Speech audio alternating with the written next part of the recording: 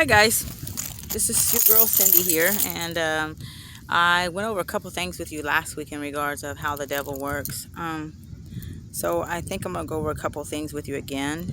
Um, of course, because he's been busy still, so he hasn't given up on me.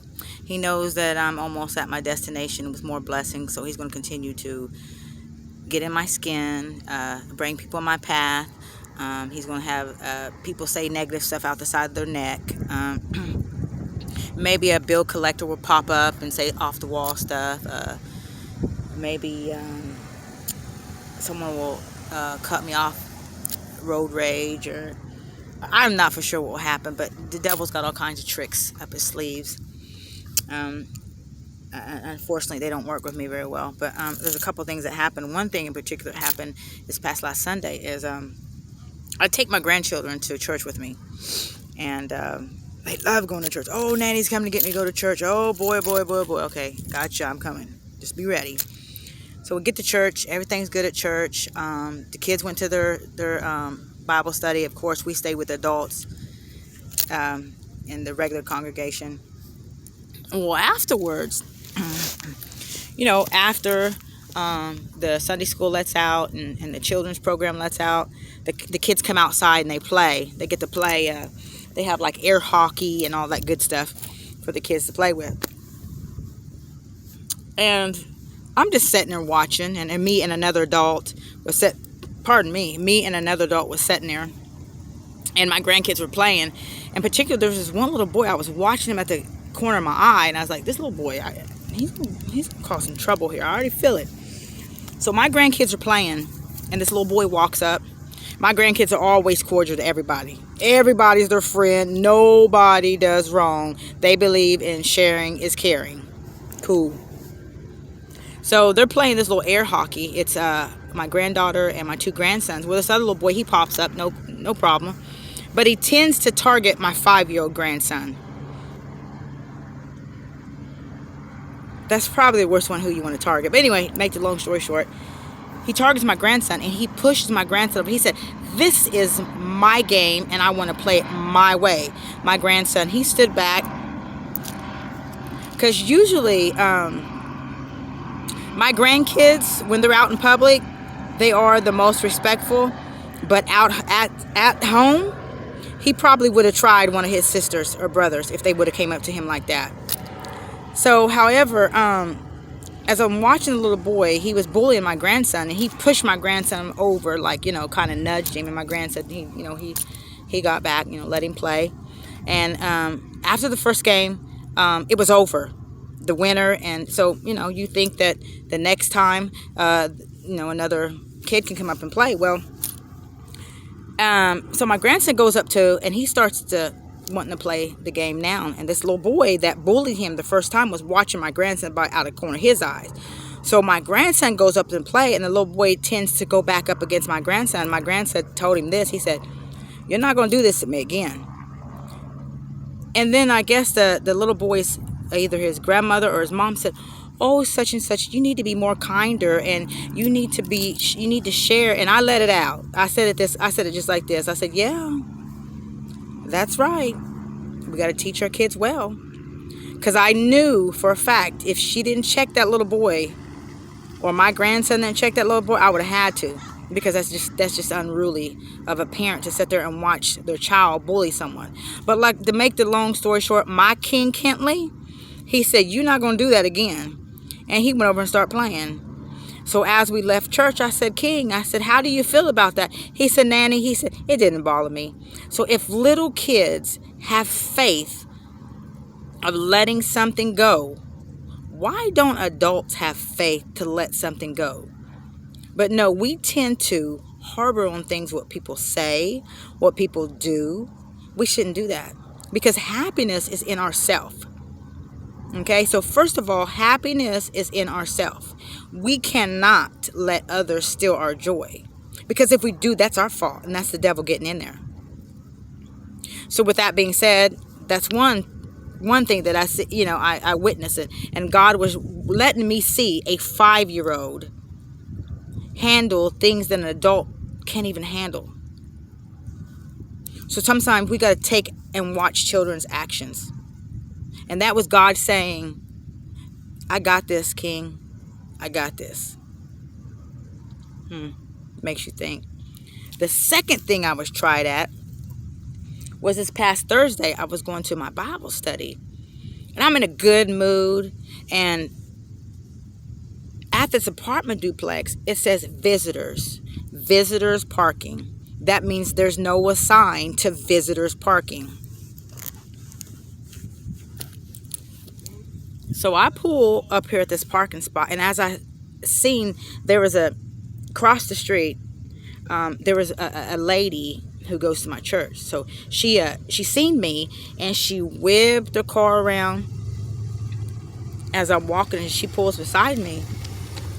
Now, mind you, the sign says visitors.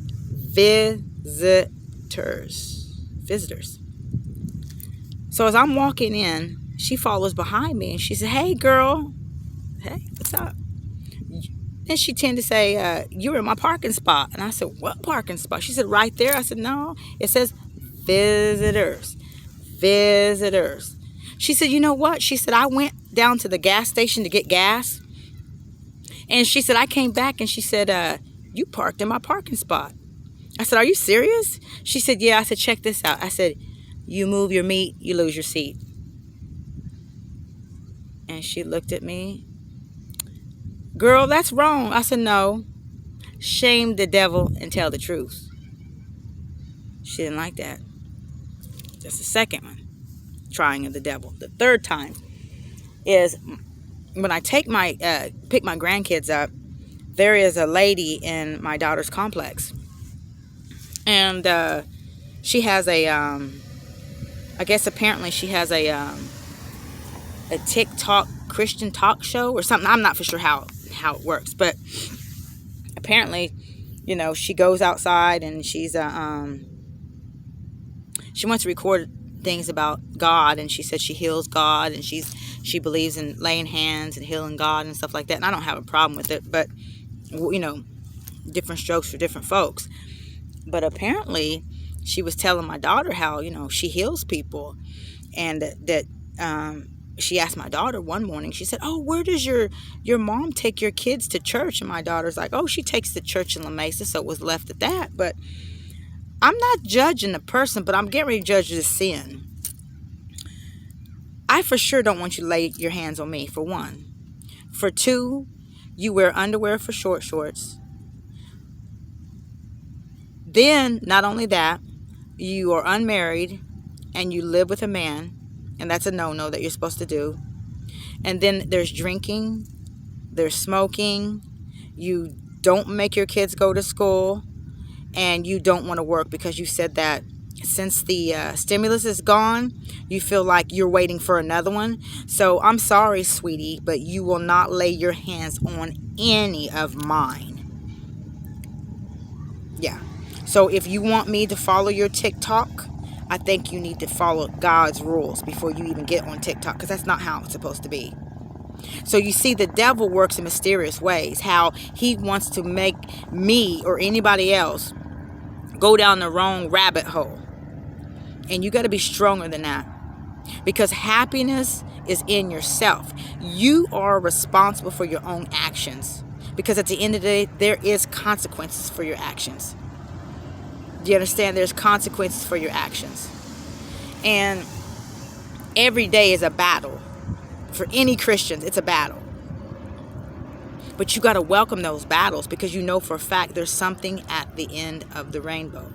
If you don't have any trials every day and you don't have anything thrown in your way, then you ain't working with God, and God's not working on you. You understand? He's waiting on you. Everybody wants to say, oh, Lord, I'm ready for you to pray me. God, if it's your will, if you do me, God, if it's your will, it's my healing. God, He's waiting on you. It's not God. You don't say God this, God that. He's waiting for you. Do you think he's going to bless you for something that you ain't trying to help yourself do? I don't think so.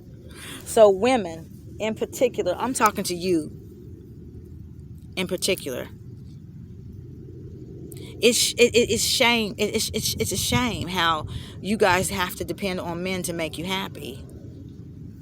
If you can't be happy yourself and make yourself feel good, you don't have to worry and wait for a man to give you gifts, to get your hair done, to get your nails done, to get you a new purse, to get you a new outfit. If you cannot do that on your own, then you do not need it. You do not need it. Where is your self-esteem? You talk about how you can do this and I'm going to do this. Show me.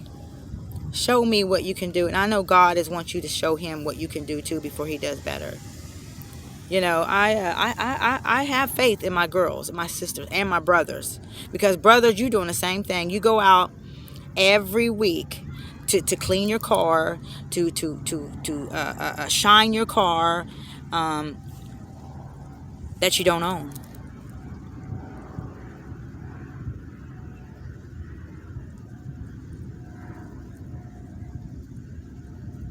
Come on. Stop pretending like you have something that you don't. And that's with anybody. That's with anybody. Because you know what? Your actions speaks louder than words.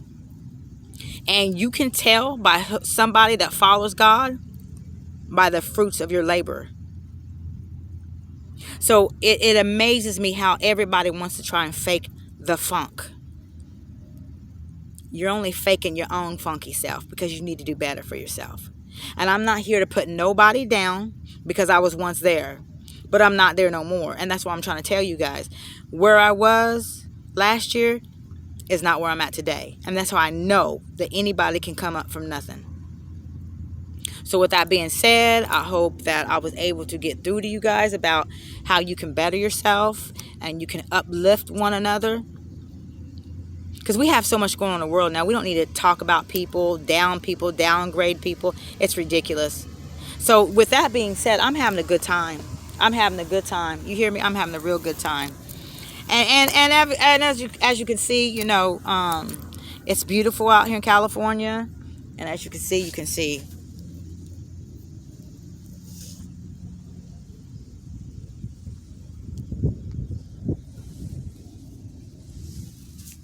I'm back.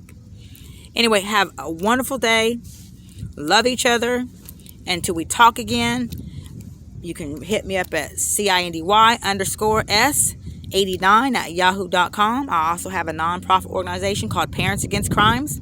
And we take it to the streets each week. And we go out and we volunteer. And we do some extra activities with the children and the underprivileged individuals. And as we say, and as I say, and as I see, hear, know, touch, smell, and whatever else you want to throw in there. Love you guys. Ciao.